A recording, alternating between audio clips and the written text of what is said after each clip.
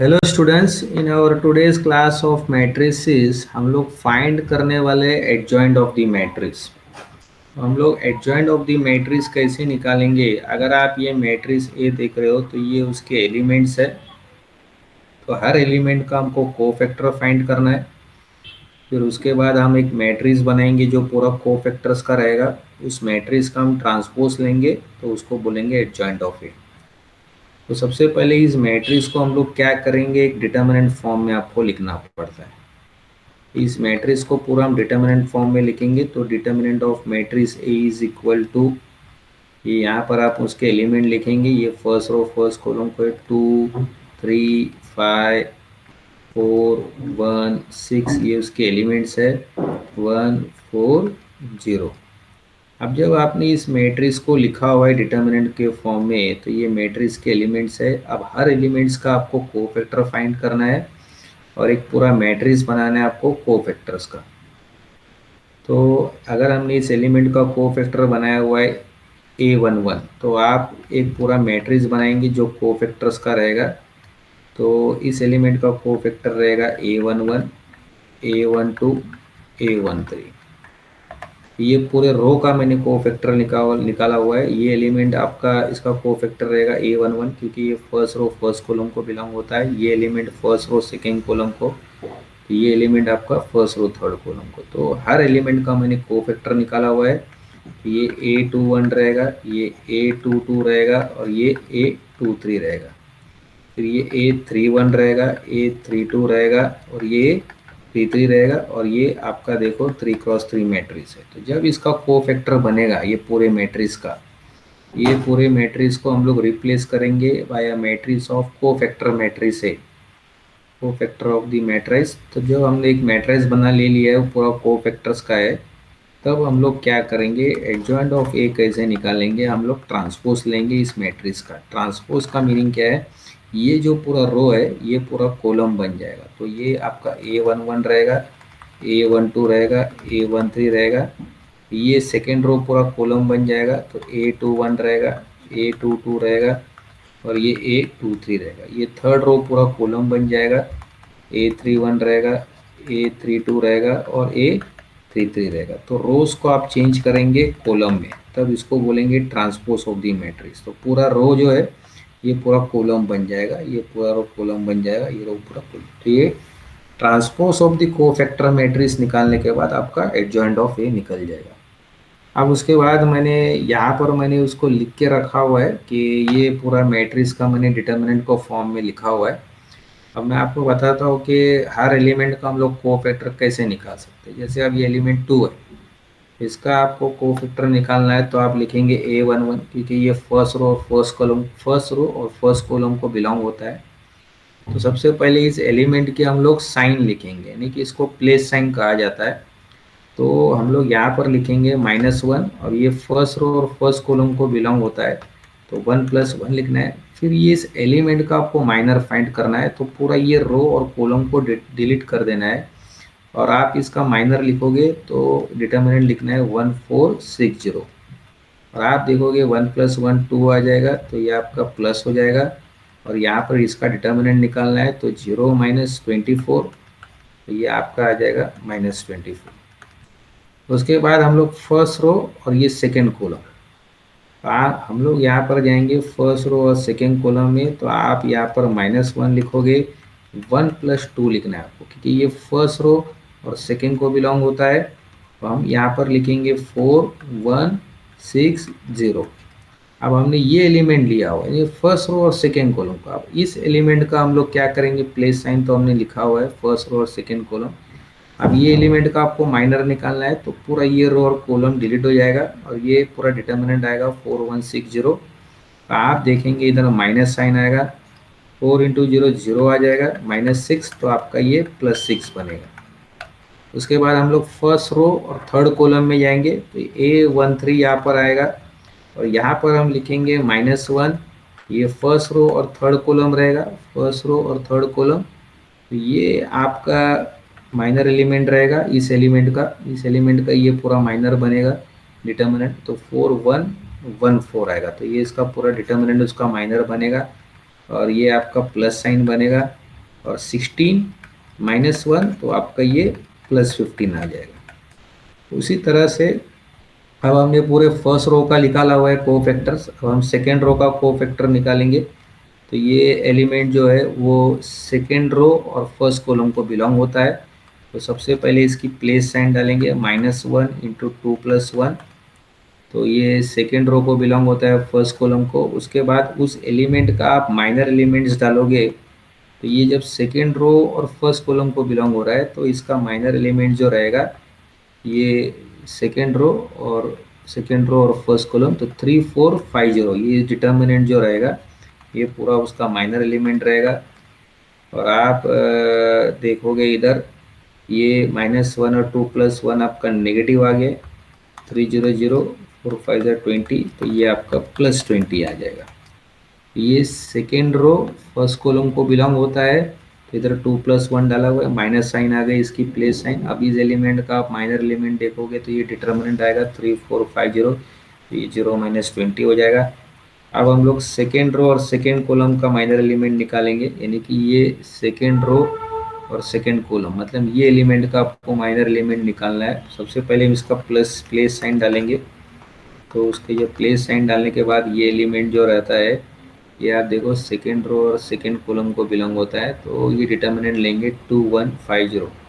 तो 2 1 5 0 जब आपने लिया हुआ है तब ये आपका प्लेस साइन इधर प्लस आ जाएगा, ये 0 -5 आ जाएगा, तब ये आपका इधर -5 बनेगा। अब उसी तरह से हमको जाना है सेकेंड रो और थर्ड कॉलम।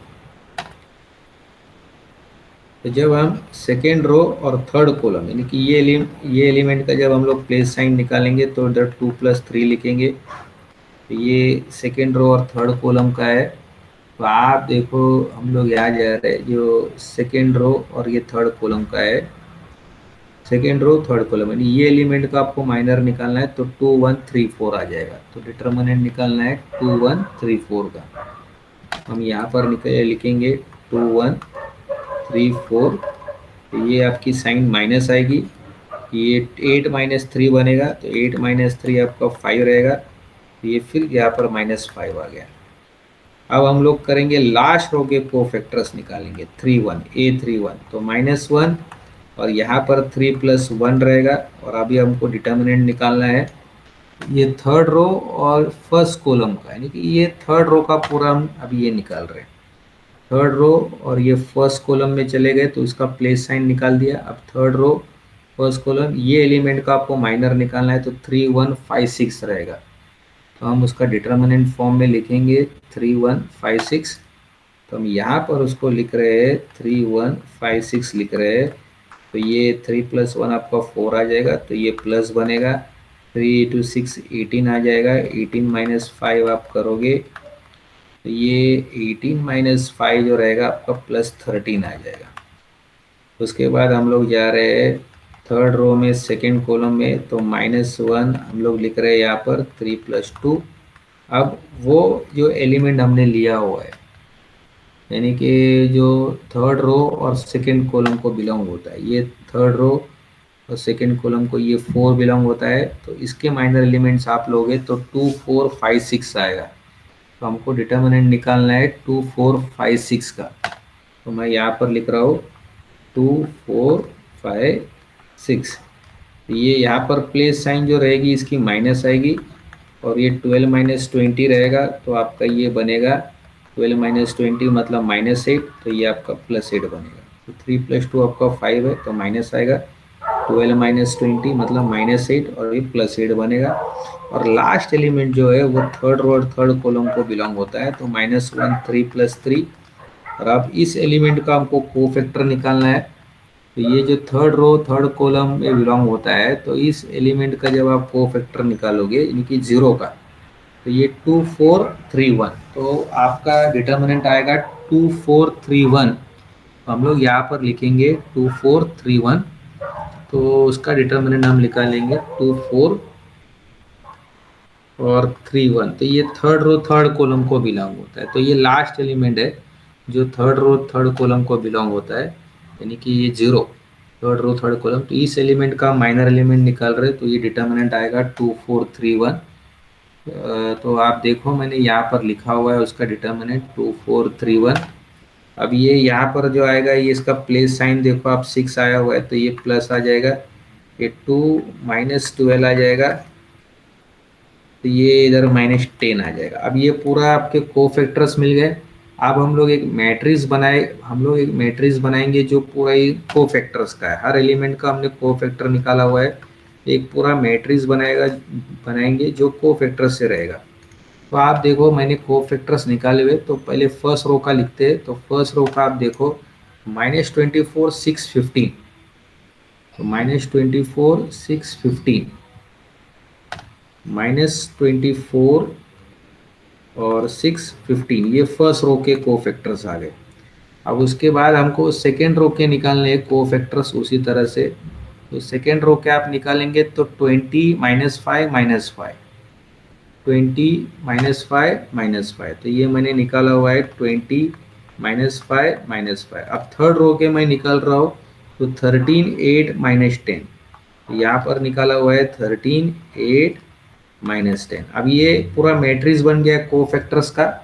तो आप अभी एडजॉइंट ऑफ ए कैसे निकालेंगे, इस पूरे मैट्रिक्स का जो निकला हुआ है कोफैक्टर्स का, तो इसका ट्रांसपोज करना है। ये पूरे मैट्रिक्स का आपको ट्रांसपोज करना है, जो आपने मैट्रिक्स बनाया हुआ है कोफैक्टर्स का, ये पूरे मैट्रिक्स का आपको ट्रांसपोज लेना है, मतलब रोज को कॉलम में कन्वर्ट करना है। तो -24 यहाँ पर 6 आ गया, यहाँ पर 15 आ गया, ये आपका 20 आ गया, इधर -5 आ गया, इधर आपका -5 आ गया, ये 13 आ गया, 8 आ गया और ये -10 आ गया। ये पूरे जो मैट्रिक्स बना हुआ है कोफैक्टर्स का, इसका ट्रांसपोज लेना है, तो उसको हम बोलेंगे एडजॉइंट ऑफ ए।